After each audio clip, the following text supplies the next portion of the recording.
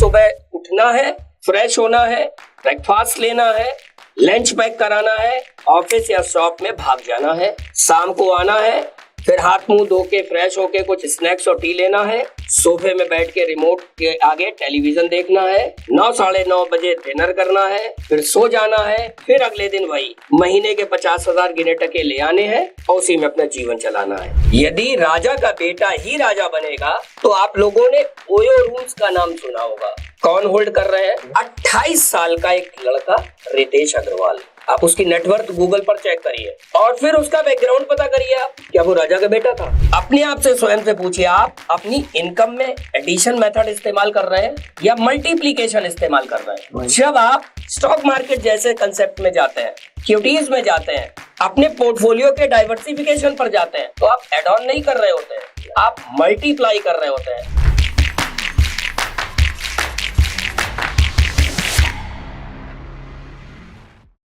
जितने भी लोग आज टॉप मोस्ट हैं उनको नहीं पता था वहां जाने के लिए क्या क्या करना है। आप इतिहास उठा के देखिए, लेकिन उनको ये जरूर पता था कि वहां उनको क्यों जाना है। कॉर्नर पर भुजिया बेचा करते थे, आज वो हजारों करोड़ रुपए का व्यापार कर रहे हैं। ओवरनाइट नहीं है, एक प्रोसेस है, एक सिस्टम है, लेकिन वो प्रोसेस और सिस्टम पहले उनके अंदर चला, क्योंकि सिद्धांत कहता है जो आप कर रहे हो वही करते रहोगे तो वही मिलेगा जो मिलता आया है। तो ये जो बिलियनियर्स बनने की जर्नी है उसमें आपको क्या लगता है कि इन्वेस्टमेंट्स, स्टॉक मार्केट, इन सब का क्या महत्व है? आप एक बात मुझे बताइए जी, बिलियनियर कब बनोगे आप? जब आपकी नेटवर्थ हाई होगी। राइट। नेटवर्थ कैसे हाई होगी?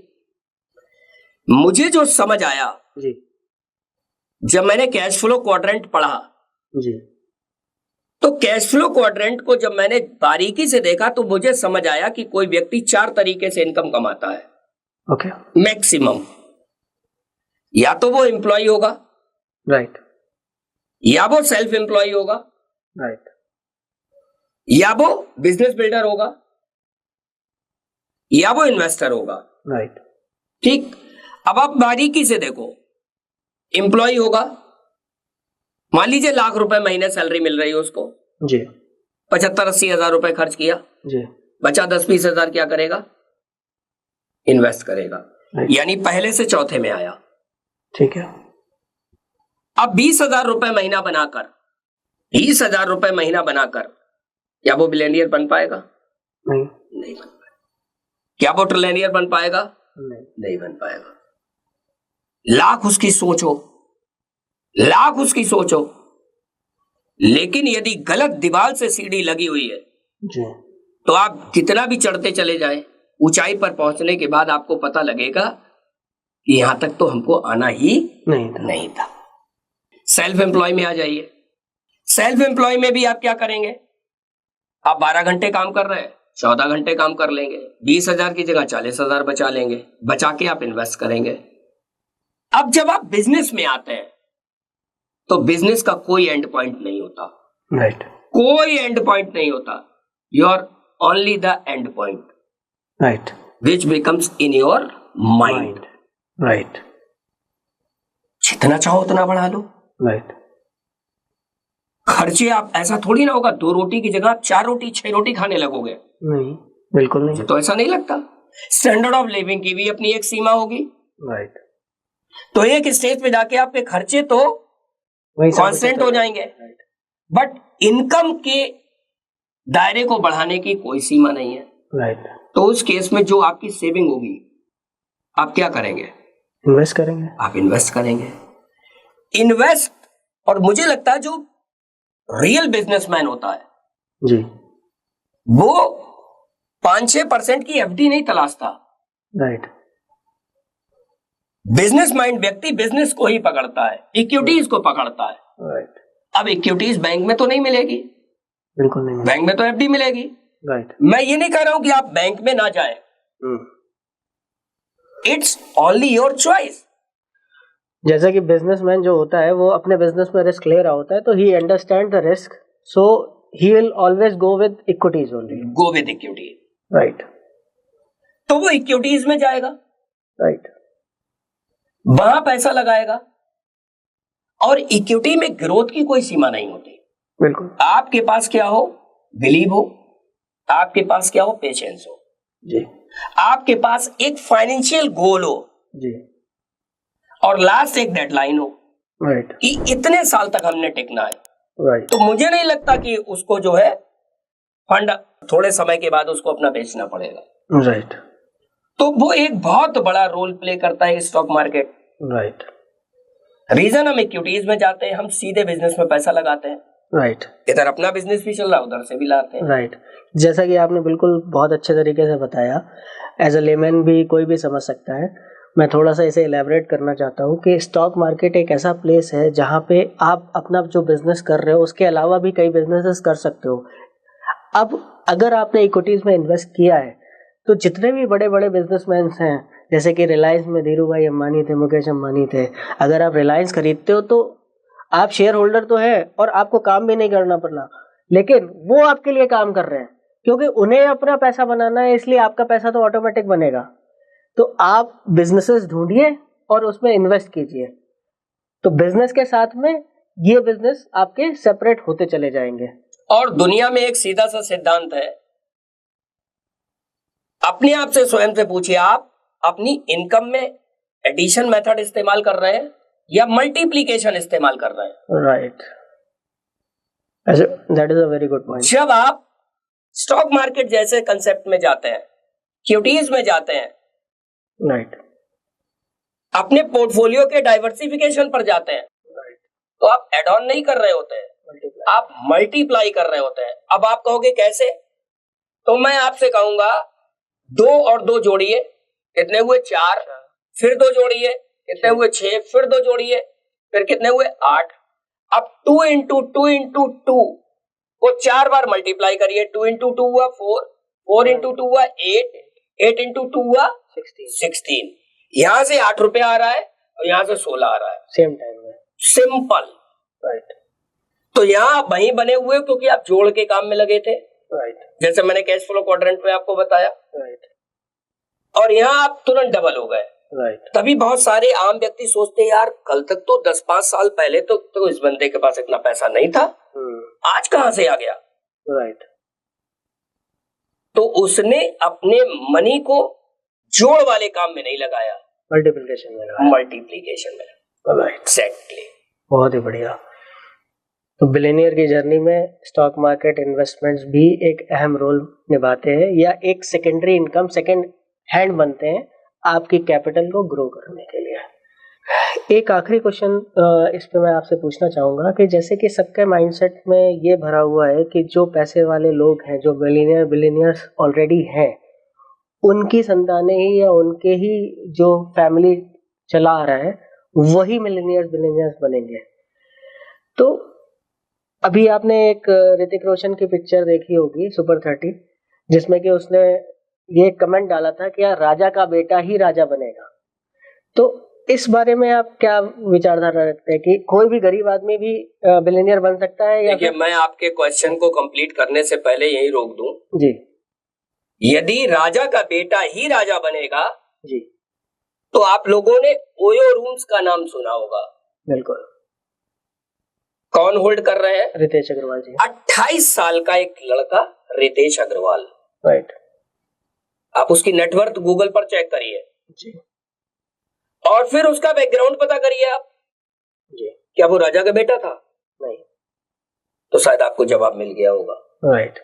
इसका मतलब राजा का बेटा राजा ही बनेगा, ये एक तुष्टीकरण है।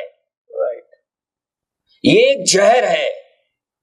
राइट, खुद को मारने का। राइट, कि भाई हम तो गरीब माँ बाप की संतान है, तो हम इंडस्ट्रियलिस्ट नहीं बन सकते।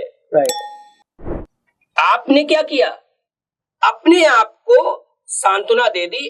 क्यों? क्योंकि आप कंफर्ट जोन से एफर्ट जोन में जाना नहीं चाहते। राइट। या दूसरा, आपके मन में वो आग नहीं है, वो जुनून नहीं है। या तीसरा और आखिरी, जो आपको मिल रहा है आप उसी में संतुष्ट हैं। राइट।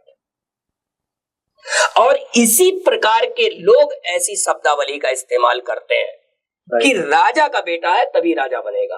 राइट। लेकिन प्रकृति ने ऐसा कहीं कुछ नहीं दिया है।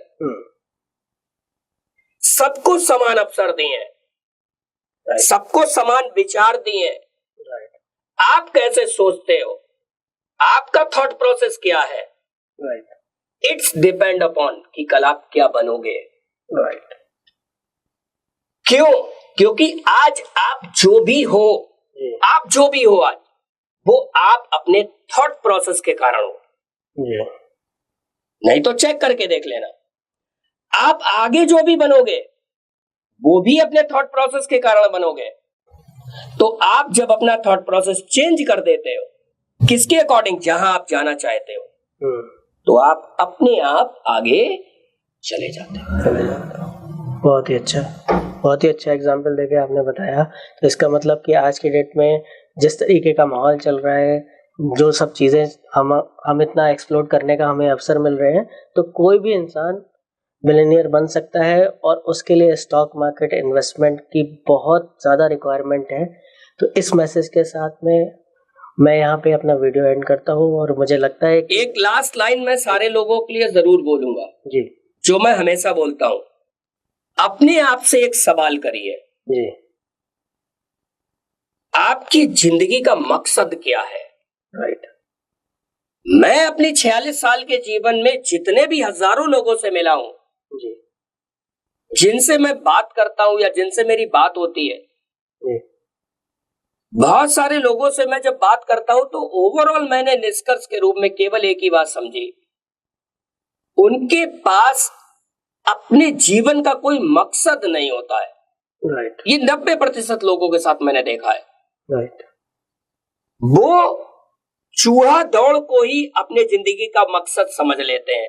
राइट। चूहा दौड़ कैसे? सुबह उठना है, फ्रेश होना है, ब्रेकफास्ट लेना है, लंच पैक कराना है, ऑफिस या शॉप में भाग जाना है, राइट। शाम को आना है, फिर हाथ मुंह धो के फ्रेश होके कुछ स्नैक्स और टी लेना है, सोफे में बैठ के रिमोट के आगे टेलीविजन देखना है, 9 साढ़े 9 बजे डिनर करना है, फिर सो जाना है, फिर अगले दिन वही महीने के 50,000 गिने टके ले आने हैं और उसी में अपना जीवन चलाना है। राइट। वो उसी को ही अपना मकसद समझते हैं। राइट। और मुझे लगता है ये मकसद नहीं है, ये तो रिस्पॉन्सिबिलिटीज हैं, दायित्व हैं जिस औरे में आप रह रहे हैं। मकसद तो कुछ और होता है कि आप जीवन में बनना क्या चाहते हो। या यूं कहूं, छोटे में माँ बाप पूछते हैं, भाई बच्चे से लोग रिश्तेदार आते हैं कि भाई आपका बच्चा क्या बनेगा।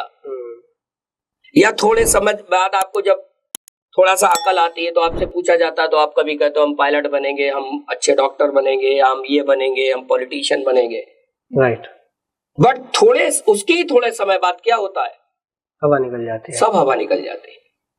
क्यों? क्योंकि अंदर से वो चीज नहीं आई है। अंदर से नहीं आई, बाहरी आवरण से आई।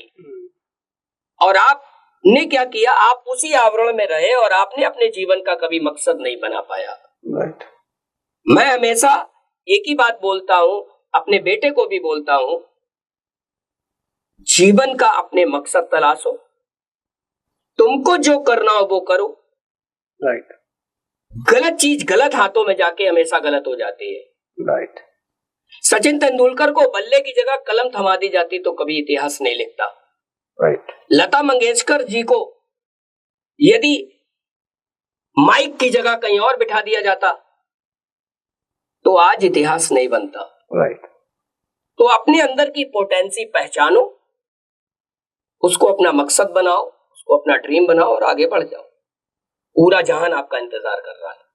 Very well said. बहुत अच्छे से आपने डिस्क्राइब किया और आई होप आप सभी को ये वीडियो बहुत पसंद आएगा और आप ऐसी वीडियो आगे भी देखना चाहेंगे। हम कोशिश करेंगे कि सर को बुलाते रहें लगातार। आग्रह है मेरा कि आप आते रहिएगा, ऐसी वीडियोस हमारे चैनल पे आती रहेंगी आपके आने से। तो आप इसी तरीके की वीडियोस को देखने के लिए हमारे चैनल को सब्सक्राइब कर सकते हैं, लाइक शेयर कमेंट कर सकते हैं। अगर स्टॉक मार्केट से रिलेटेड कोई भी रिक्वायरमेंट है, कोई भी क्वेरी है, तो आप हमें कमेंट करके ज़रूर बताएं। हम पूरी कोशिश करेंगे उसे हेल्प करने की। और हम हर वेडनेसडे और सैटरडे को ऐसी वीडियोस अपलोड करते हैं यूट्यूब पे, आप जाकर ज़रूर देखें। इसके अलावा हम सोशल मीडिया के और भी प्लेटफॉर्म्स पे हैं, उसका हमने लिंक ट्री का डिस्क्रिप्शन दे रखा है, आप वहाँ जाके हमें फॉलो कर सकते हैं। Thank you so much.